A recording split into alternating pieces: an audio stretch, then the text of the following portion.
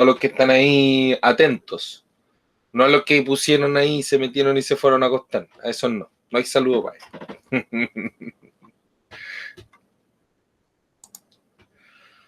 Ahora sí.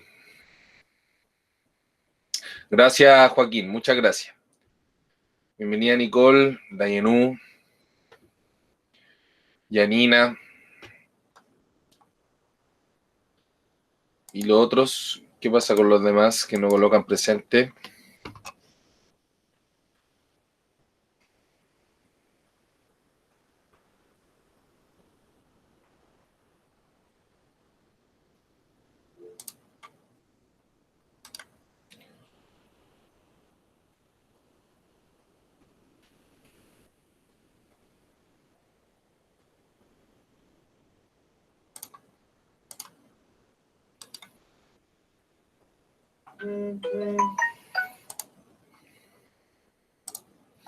Vamos a esperar que llegue un poquito más de gente ya.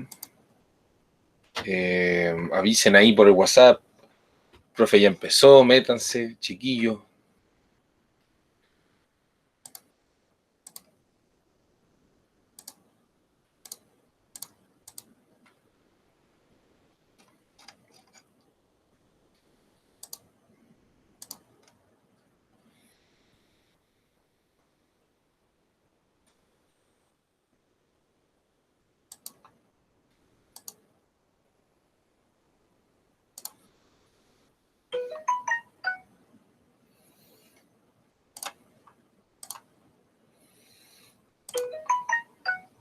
Bien.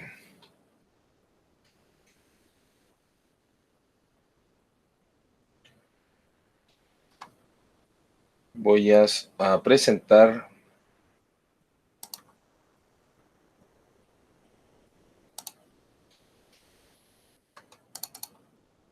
Me cuentan cómo se ve, por favor. Espero que no se quede pegado.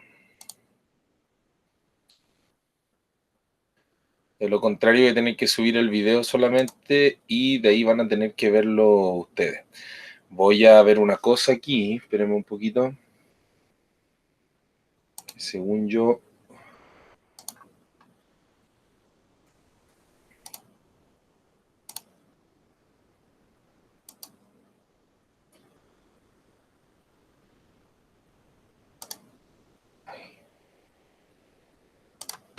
Listo. Bien, viene llegando de más gente, ¿ya? Se ve la pantalla como el video a punto de empezar, ¿cierto? Ok. Me voy a mutear yo para que no se distorsione el audio y le vamos a poner play. Avisarle a los demás que vienen llegando que pueden colocar en el chat presente, eso como Benjamín ahí.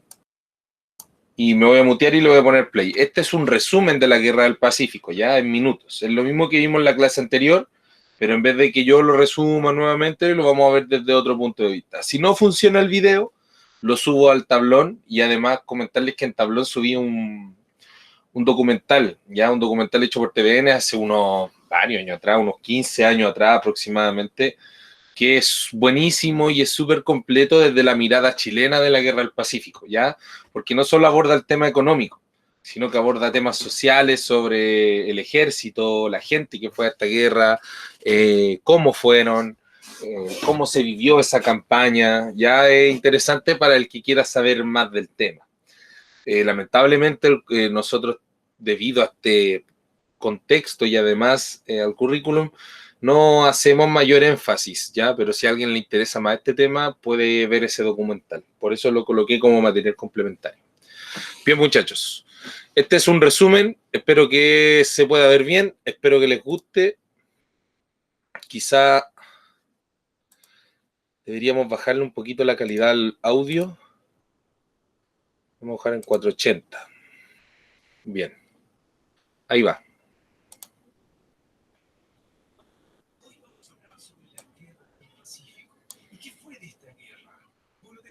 ¿Se escucha bien? No, profesor. ¿Se escucha cortado? A mí ¿O me se ve suena muy cortado? bajo. A mí directamente no me suena, como súper bajo. ¿Cómo? Me suena muy bajo. Suena muy bajo. Ok, ya. A mí igual. Ya, deme un segundito. Pero se veía Porque fluido, me tiene refiero. muteada la presentación. Pero Veía se veía fluido. Hola, ¿qué tal? ¿Cómo les va? Me refiero a que. Ay, que yo estoy con el micrófono. A lo que voy que se escuchaba bien, se escuchaba fluido, pero muy despacio. ¿Ese era el drama? Sí. Hola, ¿qué tal? Esperemos un poco. Vamos, creo que ahí se escucha un poco más fuerte, ¿no? Sí, ahora sí. Ya. Denme.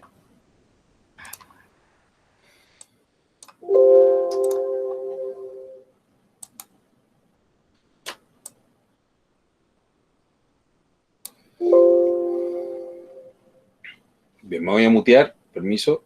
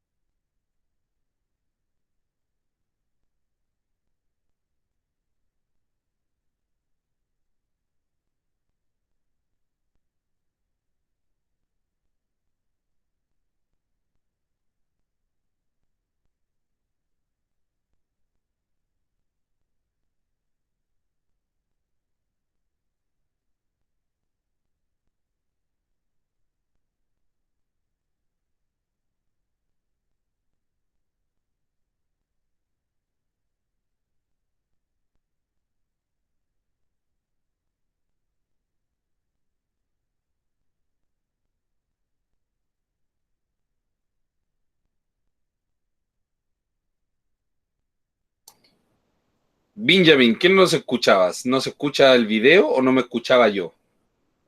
Porque yo El video. me está leseando. Sí. ¿Se escucha despacio o no se escucha? No, se escucha el profesor, yo le dije que tiene Yo no muteada la escucho. presentación, no usted. La presentación está sin audio. Ya, espérame, ¿y Mi mente cómo? está muteada.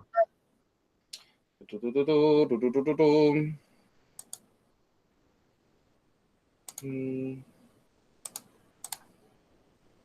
mm. La pregunta es, ¿cómo desmuteo la presentación?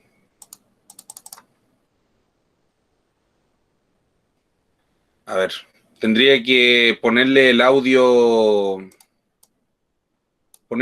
así, a ver si se escucha. Hola, ¿qué tal? ¿Cómo les va? Hoy vamos a hablar sobre la Guerra del Pacífico. ¿Y qué fue de esta guerra? ¿Sí? Bueno, decir que la Guerra del Pacífico, también Bueno, llamada la vamos a adelantar Guerra un del poquito porque Salitre esto, Peruano, fue un conflicto la armado. parte de los antecedentes lo entendimos en el fondo, que era este conflicto de que Chile va a empezar habían fronteras que eran defectuosas, en el sentido de que eran fronteras que estaban hechas desde los tiempos coloniales, cuando tanto Chile, Perú y Bolivia eran de dominio español, ¿cierto? Ante eso, y cuando se independizan estos países, digamos, y se independizan como países independientes, los tres, ¿cierto? Tanto Bolivia como Perú como Chile, estas fronteras no quedan bien establecidas, que es más o menos lo que pasa lo mismo con Argentina, ¿ya? Que como antes todo era español, no había fronteras entre esos lugares, fronteras claras. Entonces, tras la independencia ocurre esto. Y Chile, cuando se empieza a dar todo este tema de la explotación del salitre, va a empezar a explotar salitre donde no corresponde o donde no estaba claramente delimitada la frontera. Recordemos que hay un tratado entre Chile y Bolivia que marcaba entre el paralelo 23 y el 25 como zonas de explotación común. El tema va a ser que Chile va a sobreexplotar y va a empezar a explotar más debido a la inversión extranjera. Y Bolivia va a llegar un momento en que va a rematar las salitreras chilenas. Que Bolivia consideraba que eran injustas o que no correspondían en esos territorios. Eso va a provocar, como vimos en la clase anterior, que los chilenos efectivamente terminen por empezar toda esta campaña militar. Ya ellos lo van a ver como que Bolivia en el fondo le va a quitar estas salitreras. Y así fue, pero también hay que tomar en cuenta el antecedente de que Chile quizás, como se dice vulgarmente, se subió un poquito arriba del piano, ya porque va a empezar, está bien que sea un territorio compartido, pero es como si, no sé, pues yo le convidara un pan y usted se come 3 cuartos de pan y me deja ahí un cuartito de pancito para mí, ya, y el pan era para los dos, ¿se entiende? Es lo mismo que pasa con Chile y Bolivia. Bien. Que ocurrió entre 1879 y 1883, donde se enfrentó Chile contra la alianza de Bolivia y Perú. El día de hoy continúa sin resolverse. Sigamos hablando sobre esta guerra del Pacífico. Aquí hablamos de la causa. Capitales chilenos en territorios donde no estaban bien Claro. precisos los límites. Y también el pacto de alianza entre Bolivia y Perú en 1873, que garantizaba la integridad de los territorios y su apoyo ante amenazas militares. Y la última causa que mencionaremos tiene que ver que en febrero de 1878 Bolivia había establecido impuestos a empresas chilenas, las cuales, según Chile, violaban el Tratado de Límite de 1874. Esto desencadenó que Bolivia confiscara y rematara los bienes pertenecientes a las compañías chilenas, provocando una reacción militar por parte de Chile. Sigamos hablando sobre el desarrollo de esta guerra. Ahora sí. Bueno, comenzando con la campaña marítima en 1879. Tener el control del espacio marítimo era muy importante, ya que mediante este se podían mover y abastecer las tropas. Estas operaciones se inician con la derrota de Chile por parte de Perú en el combate naval de Iquique el 21 de mayo de 1789. Ahí Ese empieza mismo año todo. se dio la campaña de Tarapacá. La campaña militar. Fue donde se iniciaron los enfrentamientos en tierra y que gracias a sus riquezas salistreras, Chile pudo costear los gastos bélicos mientras duró la Guerra del Pacífico.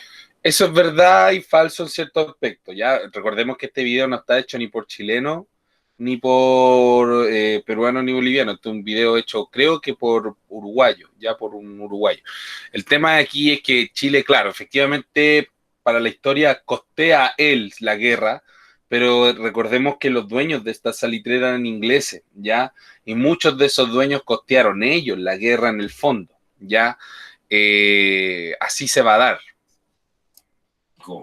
También decir que posteriormente, en 1880, se dio la campaña de Tacna y Arica. Esta fue una fase de la guerra en donde Chile se apodera de la ciudad de Tacna y toma el Morro de Arica, logrando con esto un control total del sur de Perú y también que Bolivia se retire. Y es donde comienzan las negociaciones entre Perú y Chile. Pero esto no termina aquí, así que sigamos hablando sobre este desarrollo de la Guerra del Pacífico, porque tenemos que decir lo siguiente.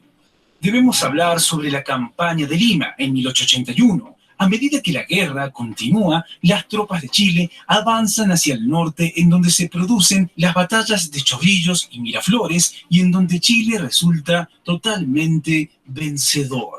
Posteriormente, tenemos que decir que la campaña de Lima culmina cuando esta ciudad, es decir, Lima, es ocupada por las tropas chilenas, al igual que la invasión de los territorios del centro y también el sur de Perú. Y para finalizar, decir que desde el año 1881 al 83 se da la campaña de la Sierra. Una vez que Lima es ocupada por los chilenos, los peruanos se organizan con la intención de poner resistencia y atacar las tropas de Chile. En esta etapa se perdieron muchas vidas chilenas y que al final Perú se vio en la obligación de negociar una paz. Sigamos hablando sobre esta guerra del Pacífico, particularmente hablar sobre su final. Bueno, se suele decir que la Guerra del Pacífico es uno de los tantos conflictos que han desgarrado los pueblos latinoamericanos, en donde la llamada burguesía de estos tres países, Bolivia, Perú y Chile, han tenido un rol nefasto que ha sido difícil de digerir para los historiadores. Es real eso. En realidad la Guerra del Pacífico, fuera de lo que significa un conflicto económico, es súper triste porque tengo la cámara desactivada porque así corre mejor el video. Es súper triste porque en el fondo eso es una batalla entre pueblos hermanos. En realidad nosotros como chilenos tenemos mucho más en común con Perú y con Bolivia que, por ejemplo, los mismos inversores extranjeros. Entonces, para algunos historiadores este es un episodio muy triste de la historia latinoamericana, en el sentido de que son países hermanos luchando por finalidades económicas, ¿ya? Entonces, desde ese punto de vista, efectivamente es una historia bastante triste. Ahora, nos falta el otro, la historia siempre está llena de puntos de vista y también está la parte sensacionalista, que ve esto para Chile como una gran victoria, un alzamiento en la moral chilena, etcétera, ¿ya? Siempre hay distintas visiones de la historia, muchachos. También decir que fue un enfrentamiento que tuvo final en 1883, cuando el ejército chileno controla parte de Atacama, Bolivia y Arica, Perú, mediante el Tratado de Ancón, en donde Bolivia iba a gozar de la libre circulación por el territorio que ahora formará parte de Chile. Para finalizar, hablaremos sobre las consecuencias de esta guerra.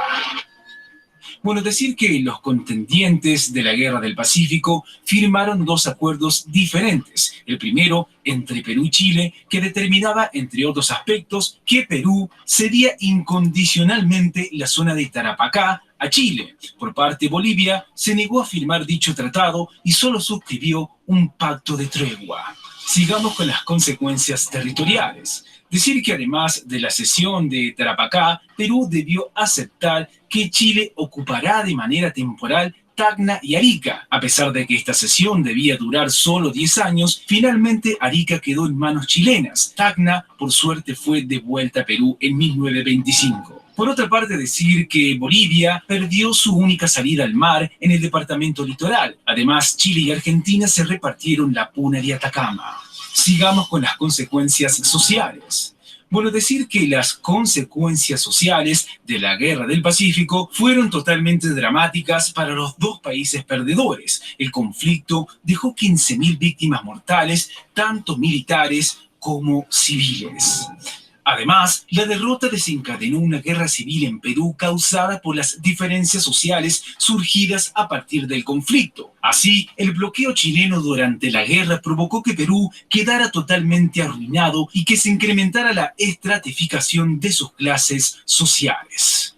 Y por último mencionar las consecuencias económicas. Bueno, decir que aunque menos que a Perú, Bolivia también se vio afectada económicamente por su derrota en la guerra. Para empezar, tuvo que devolver los bienes que habían embargado a las empresas chilenas justo antes del conflicto. El país, además, se debilitó por la pérdida de su salida al mar y de otros territorios.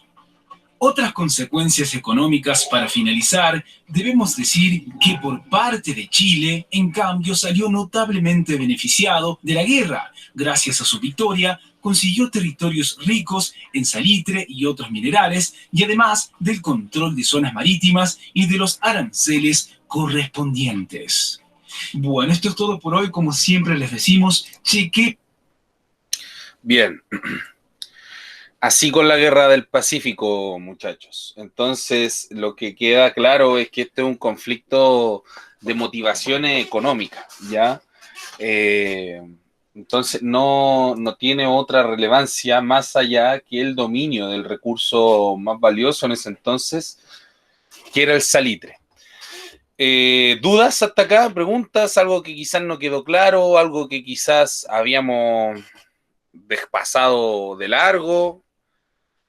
En el fondo, la guerra a Chile le va a beneficiar porque Chile va a triunfar en la guerra.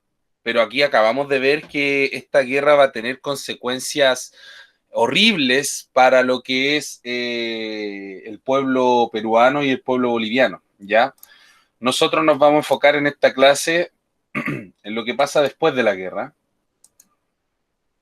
Espérenme un poquito, voy a empezar a compartir. Ahí estamos. Nosotros nos vamos a enfocar hoy en lo que vendría viniendo después de la guerra, que va a ser las consecuencias de esta misma tanto en la economía y en la sociedad de nosotros. Vimos la guerra del Pacífico, las campañas marítimas, la campaña terrestre, todo lo que vimos como Chile arrasó con Bolivia y Perú, y finalmente esto le da, como dice aquí, ¿cuáles fueron las obras más relevantes realizadas durante este periodo? Sebastián, disculpa. No, se me había activado sin querer. Ok, no hay problema. No problema. Vamos a bajarle un poco el volumen. Ahí sí. Bien. Bueno, el tratado con límite Argentina fue también importante. Y vamos a entrar netamente al gobierno de Domingo Santa María González. Ese es el título de hoy, muchachos. O sea, el subtítulo. Continuamos con esto de la República Liberal. Nos hemos demorado harto porque en la República Liberal efectivamente pasan muchas cosas, ¿ya? El periodo conservador se caracteriza por establecer las bases institucionales de Chile, pero el periodo liberal, por así decirlo, establece las bases económicas de nuestro país. Voy a abrir un poquito la ventana porque me dio mucho calor, espérenme un poquito. Por mientras copian el título.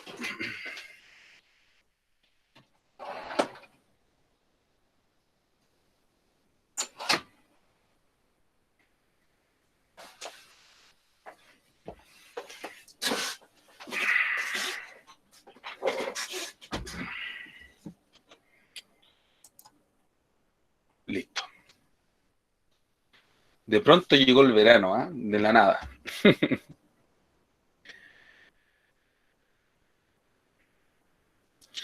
Bien, Domingo Santa María. Como Chile se ve ganador de la Guerra del Pacífico y por ende exclusivo explotador del salitre, ya no va a tener que compartir este territorio con Bolivia ni tener que explotar el salitre a mitad con Bolivia, sino que ahora él es el exclusivo productor del salitre. A pesar de que sabemos bien de que Chile en el fondo no produce, o mejor dicho, no es el que explota el salitre, sino que son las mineras extranjeras, ¿cierto? Entonces, ante eso, Chile igual va a sacar provecho económico y va a empezar a fundar distintas instituciones de fomento agrícola, minero, industrial. Es decir, va a ir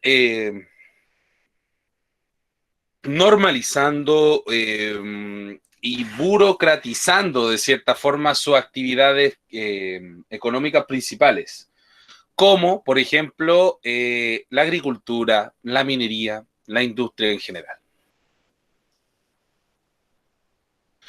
Negociación de tratados con Perú y Bolivia pusieron fin a la Guerra del Pacífico. El Tratado de Ancón con Chile y Perú, recuerdan que era este tema de que Chile se va a quedar con Tacna y Arica, luego de 10 años le va a devolver Tacna a Perú, lo acabamos de ver.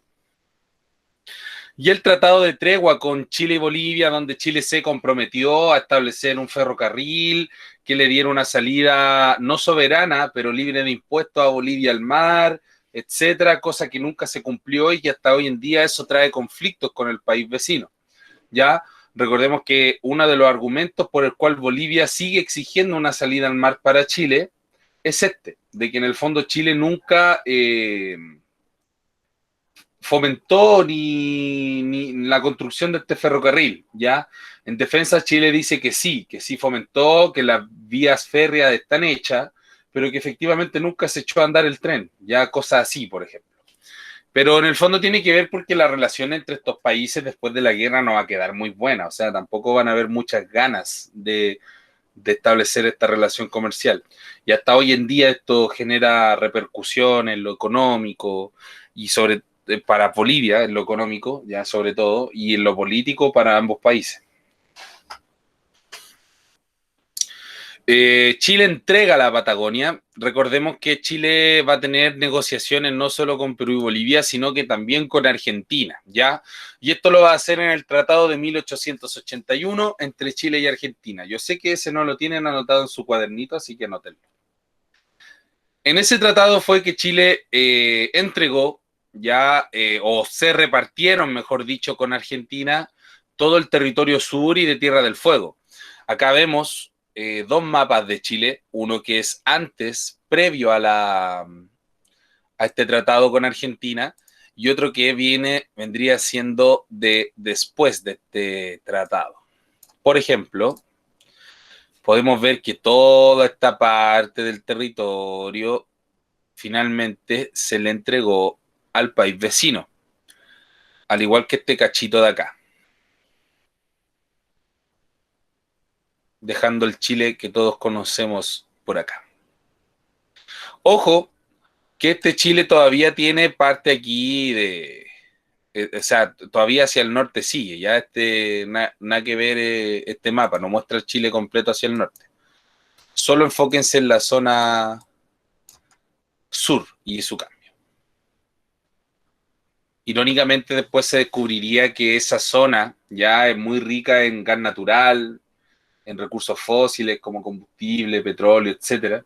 Algo que va a hacer que Chile se pegue con una piedra en la cabeza, porque en el fondo entregó este territorio pensando que él no lo iba a necesitar para administrar. Ya decía, oh, sí, bonito Tierra del Fuego, pero no hay nada que podamos sacar de ahí. ¿Para qué? ¿Para qué? Ah, quédense con la pampa nomás.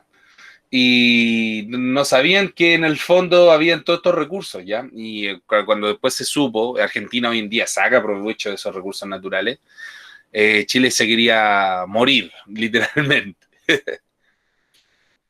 Bien, el estrecho de Magallanes, ya que va a ser esta parte de aquí, esta compuertita, pero un poquito, esta especie de pasaje es el famoso estrecho de Magallanes. ¿Qué tiene de interesante este estrecho? Que en el fondo une tanto el Océano Atlántico como el Pacífico. Y son muchos los barcos, embarcaciones que hasta hoy en día ocupan esta salida, la del estrecho de Magallanes, para unirse y cambiar de océano, digamos. ¿Ya? Eso va a marcar la frontera con Argentina, y lo otro que va a hacer, que va a marcar las líneas divisorias, va a ser la línea de las más altas cumbres de la cordillera. Por eso es que hoy en día nuestra frontera con Argentina se dice que es la cordillera, porque desde las más altas cumbres de las montañas cordilleranas nace la división hacia para allá Argentina, para allá es Chile. O sea, usted llega y sube a la punta de la cordillera y dice, hacia el este estoy mirando hacia Argentina, Si volteo hacia el oeste, estoy mirando hacia Chile. Así se ve la cordillera por arriba. Muy bonita. Mucha nieve, mucho frío. Copien eso donde dice Estrecho de Magallanes, línea de las más altas cumbres divisorias del agua. Eso van a ser los dos criterios por el cual Chile se divide con Argentina. El Estrecho de Magallanes al sur y como frontera principal las más altas cumbres de la cordillera.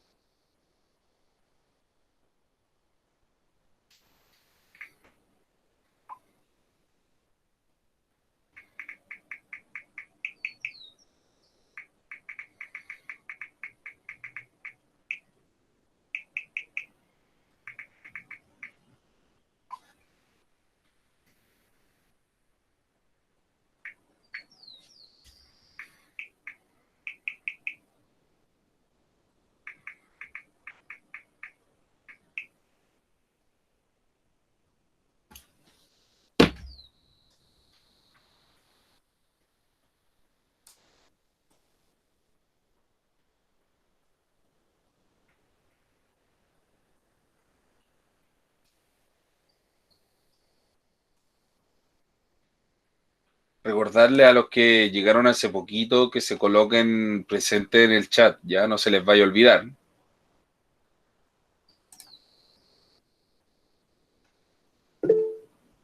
Muy bien, Pablo. Bien. Seguimos. Finalmente podemos hablar de que se dictan las leyes laicas. Ya finalmente se establece en 1833, ahí escríbanlo también en su cuaderno. Leyes laicas, 1833, la ley de cementerios, 1884, el matrimonio civil y también en 1884 el registro civil. ¿Ya? Venimos hablando hace rato ya de este tema, de lo que significan las leyes laicas, ¿cierto? Que no se trata de darle la espalda a la iglesia, ni darle la espalda a la religión. Ya recordemos que Chile va a seguir siendo un país mayoritariamente católico o cristiano, como quieran decirle, pero en el fondo va a necesitar o va a tener que permitir y tolerar las distintas expresiones culturales y religiosas. Ya, si queremos ser un país moderno, no podemos estar viviendo en un estado inquisitivo para otras religiones. Recordemos que grandes comerciantes europeos no todos son católicos, entonces no podíamos hacerle este desaire a estas personas. Entonces se crean estas leyes laicas que le dan de cierta forma una igualdad a las personas, ya porque en el fondo todos van a poder ser enterrados en cualquier cementerio, con la ley del matrimonio civil. Cualquier pareja, hombre y mujer, se podían casar, ¿cierto?, sin importar su religión, porque ahora se casaban bajo la ley del Estado, no bajo la ley de ninguna iglesia ni credo. Y también el tema del registro civil. Si yo nazco y no soy católico y no me bautizo, también quedo registrado en el Estado. Ya antiguamente, si alguien no era bautizado, no estaba registrado como persona, es como que no existieras. Entonces, con la creación del registro civil se acaba eso. Usted cuando nace ahora, usted sí cuando nació, lo inscribieron rápidamente, ¿ya? Y eso pasa hoy en día en todos los lugares. Cualquier persona que nazca acá en Chile se le registra rápidamente en el registro civil. Se le otorga un RUT y esa persona pasa a ser legalmente chilena. Antiguamente tenía que venía el sacerdote, te bautizaba, y en los libritos de la iglesia escribían tu nombre completo, etc.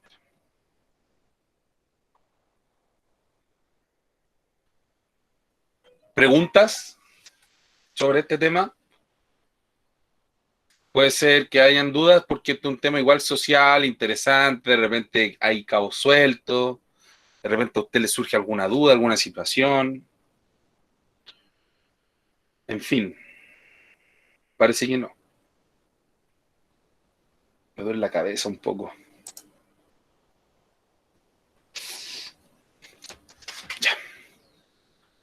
Seguimos.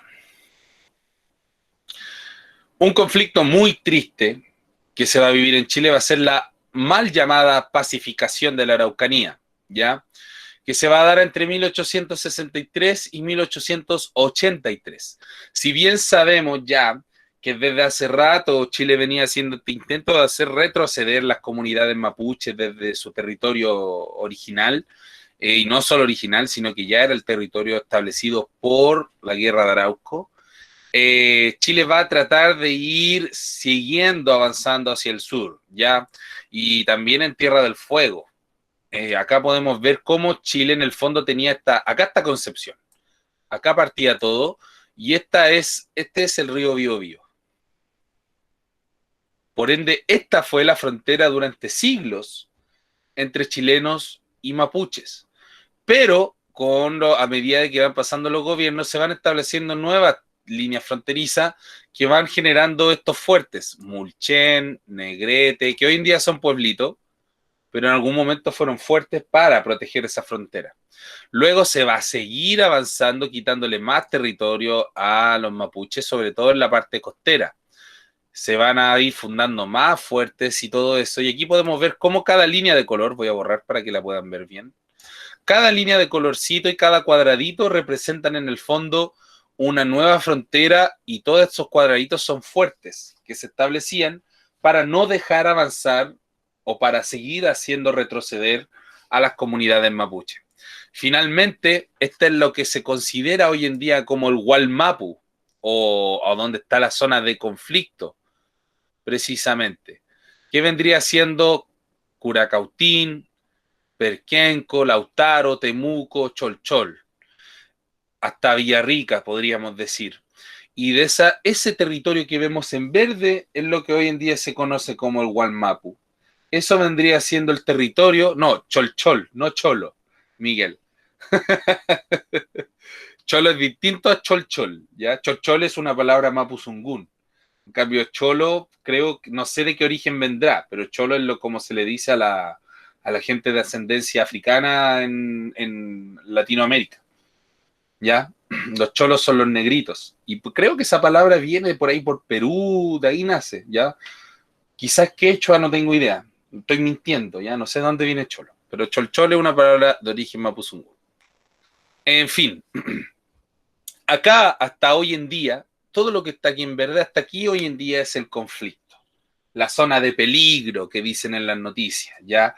Donde se queman los camiones, donde muere gente misteriosamente, nadie sabe quiénes son, nadie sabe quién hace nada, en fin, ¿cierto? Todos los que vemos ahí en las noticias, lamentablemente una zona marcada por este tipo de conflicto, que si usted tiene la posibilidad de conocer o ha conocido, se dará cuenta que es realmente una zona hermosa, llena de bosques, vegetación, ríos, en fin, que realmente es súper triste porque está marcada netamente por un conflicto económico, ¿ya? Acá no hay un conflicto de creencia religiosa, y de hecho me atrevo a decir tampoco hay conflictos de racial, porque en el fondo el interés no es exterminar al mapuche por ser mapuche. El tema está en quitarle sus tierras para explotarlas. ¿Qué países, Valenin, por ejemplo? Usted dice, ¿se refiere aquí al tema de la pelea con los mapuches? Porque eso sí, pues efectivamente vendría siendo, continúa el conflicto entre el Estado chileno y los mapuches, ¿sí? Continúa hoy en día, pues sí, por ejemplo, por eso tenemos grupos radicalizados mapuches que toman territorios que no están dentro de esto, ¿cierto? Y eso ellos lo llaman recuperación, ¿cierto? Porque en el fondo están recuperando lo que se le quitó a punta de sangre, armas, muerte a su antepasado. Por otro lado, el Estado chileno ha ganado soberanamente, que, a ver, yo estoy claramente, debo ser sincero, y estoy claramente de parte de las comunidades mapuche, ¿ya? Pero es una cosa netamente mía, propia. Pero el Estado chileno también tiene mucha razón en que si miramos esto desde un punto de vista bien frío, sacándonos de lado nuestra sangre mestiza y todo eso, ellos han ganado este territorio a través de las armas, ganando, etcétera, ¿cierto? Y algo que ha sido horrible a la larga, pero que en el fondo tiene razón. O sea, Chile ha administrado estos territorios, tiene una jurisdicción, y la gente que está a favor de esto, que hay gente que está a favor de esto, sobre todo los dueños de estos territorios, defienden esto. Y están en su legítimo favor, porque en el fondo ellos tampoco tienen mucho que ver. Recordemos que esto pasa aproximadamente hace 150 años y desde ese entonces han pasado distintas generaciones, ¿ya? Entonces es un tema complicado que hasta hoy en día continúa en conflicto. ¿Entre quién? ¿Quiénes son las dos caras de este conflicto? Las comunidades mapuches y el Estado chileno. O sea, los españoles no tienen nada que ver en el conflicto mapuche actual. Y se origina desde este punto. ¿Se acuerdan por qué Chile va a empezar a quitarle territorio a los mapuches? ¿Para qué? ¿Para qué Chile quería esos territorios? Ni los españoles quisieron esos territorios. ¿Para qué los quiere Chile? ¿Por qué? Porque es una zona muy fértil y muy rica en cuanto a su tierra. Entonces Chile va a querer estos territorios para explotación agrícola, netamente. Recordemos que en países como Estados Unidos, Australia, se estaba viviendo lo que se le conoce como la fiebre del oro, que fue cuando se encontraron grandes yacimientos de oro y viajó mucha gente, como lo que pasó aquí con el salitre, pero allá en el oro. Y viajó mucha gente y se necesitaba alimento para sustentar estas grandes colonias que explotaban el oro, ¿cierto? Y Chile no va a encontrar nada mejor que asesinar a su pueblo originario y producir cereal para vendérselo a estas potencias. Así de fuerte lo digo porque así de fuerte fue, ¿ya? Lamentable. Vendido, dirían por ahí. Brutal, horrible. Siempre privilegiando, es que, a ver, aquí van a decir, ya se puso el profe, ya siempre. Pero siempre Chile ha sido gobernado por la clase política y militar. Y esa clase política, a su vez, es una clase empresarial. Son los dueños de la empresa, los dueños de la economía del país. Chile se independizó de esa forma. O'Higgins, Carrera, Rodríguez, sobre todo O'Higgins y Carrera, no eran personas pobres. Eran dueños de territorios, dueños de plantaciones, eran los dueños de Chile que en el fondo ya no querían obedecer al rey de España. Y así se va a dar siempre. O sea, Chile hasta hoy en día sigue siendo dominado por la clase económica superior. Piñera es el presidente de Chile y Piñera tiene más plata que Donald Trump, por ejemplo. ¿En serio? Sí, pues, el capital de Piñera sobrepasa el capital de Donald Trump. No. Para que vea, para que se dé cuenta. Entonces, por ejemplo, Luxich también tiene más plata que Donald Trump. Para que se haga así. Entonces, nos siguen gobernando los grandes empresarios y también de la mano y siempre muy ayudado por las Fuerzas Armadas, carabineros, militares, la Armada, etc.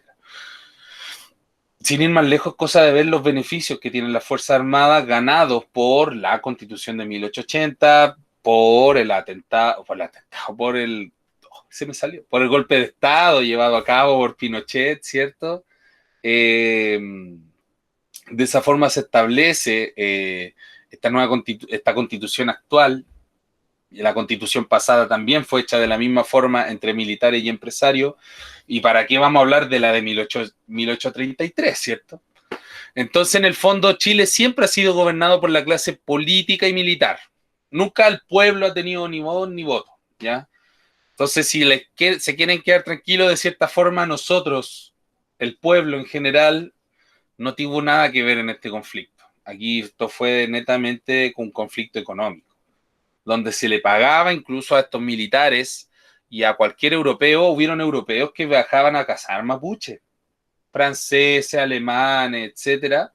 Ellos venían con su arma a cazar mapuche y el Estado les pagaba por llegar con senos de mujeres mapuches, por llegar con orejas, cabezas, el pene de los mapuches, hombre, en general. ¿Por qué esas partes? Se estará preguntando usted. Porque si yo le quito los senos a una mujer, la dejo sin posibilidad de amamantar. Si yo le quito el pene a un varón, lo dejo sin posibilidad de reproducirse. Entonces, no solo se trataba de cazar ni de hacer retroceder, sino que se trataba netamente de exterminar a la raza indígena. Jaime Guzmán tiene que ver con la Constitución actual. Claro, él la redactó, pero en el fondo recordemos con quién se rodeaba Jaime Guzmán, de puros empresarios y de militares. Entonces él representa la voluntad de ellos, si ellos hicieron la Constitución. Yo no estoy diciendo que ahora con la Constitución que se va a crear ahora, si gana la prueba, Chile va a ser el mejor país del mundo y uy, ganó la prueba y el otro día vamos a ser el mejor país, viva la paz y todo eso. No. Pero por lo menos es la primera vez en la historia de Chile que la gente, la ciudadanía, no quiero decir pueblo, que van a decir, el profe que comunista anda diciendo pueblo todo el rato. No, también podemos decir la ciudadanía. La ciudadanía es la primera vez que la ciudadanía tiene la posibilidad de participar en este proceso. Nosotros, en el fondo, ciudadanos, ustedes no aún porque ustedes son chiquititos, no tienen la posibilidad de votar, pero les queda poquito también. Si 8 años pasan volando, muchachos. 8 años pasan volando. Y van a tener la posibilidad de votar y va a ser su deber votar, porque esto no es una cosa de qué flojera el domingo que quiera votar. Chiquillos, Chile está en una crisis social y política debido a esa actitud, debido a esta gente que dice, ¿para qué voy a ir a votar si da lo mismo que en gobierne? Mañana tengo que trabajar igual. Bueno, ¿hasta qué pasó, po? Hasta que Chile cayó en un abismo y en una crisis política y social porque la gente en el fondo no se hace responsable como ciudadano tampoco, ¿ya? Nosotros, o sea, es parte tuya, de tu deber ir a votar, aunque sea voluntario, ¿ya? Y esto no lo digo como el típico meme que dice, si no vota, no reclame, sino que muchachos, nosotros habitamos esta sociedad, vivimos en una sociedad, diría el Guasón, ¿cierto? Y en el fondo, queramos o no, somos parte de esto y hay que hacerse responsable. Bien, no todo va a ser sufrimiento para los mapuches porque sabemos que estos chiquillos no son, digamos, grandes, no son muy pacíficos tampoco. Los mapuches no se van a dejar vencer así como así. Entonces van a haber batallas, por ejemplo, la de Queruchehue, ¿ya? Donde los mapuches van a presentar resistencia, donde finalmente van a establecer esta frontera que vemos acá, entre Cautín y Cholchol. Van a haber distintos parlamentos entre el Estado chileno y los indígenas, llegando a un acuerdo, explicando, en fin, ¿ya? Pero en el fondo todo esto es marcado con la idea y la injusticia de quitarle los territorios que eran para los mapuches, se le quitan para el Estado y el Estado va a empezar a explotarlos de manera agrícola. ¿Cuáles fueron las obras más relevantes de este periodo? Ley de garantías individuales, que limitó los derechos de autoridades judiciales y administrativas para arrestar a las personas. ¿Cuáles son estas garantías individuales? Son estas leyes que a ti te establecen como defensa propia en lo legal, digamos, el derecho a guardar silencio, tiene derecho a un abogado, etcétera, ¿ya? La ley del sufragio universal, que de universal tiene poco, ya que en el fondo los únicos que van a poder votar ahora son los hombres. Ya ahora recuerden mí que existía esta división que decía que antes podían votar los hombres casados y que además tuvieran una propiedad. Y ahora no se va a exigir ni estar casado ni tener una propiedad. Pero la mujer aún no puede votar, ¿ya? Y la reforma constitucional que eliminó el veto presidencial. Se le empieza a quitar poder al presidente y ahí vamos a ver qué consecuencias tiene eso y por qué también se empieza a vivir este periodo, ¿ya? Copien eso, por favor, rapidito.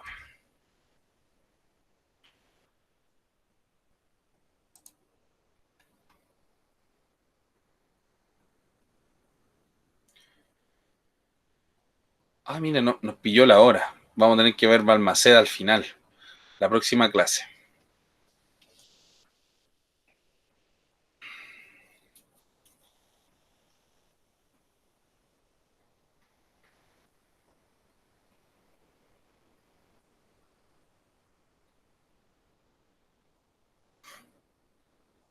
¿Dudas hasta acá?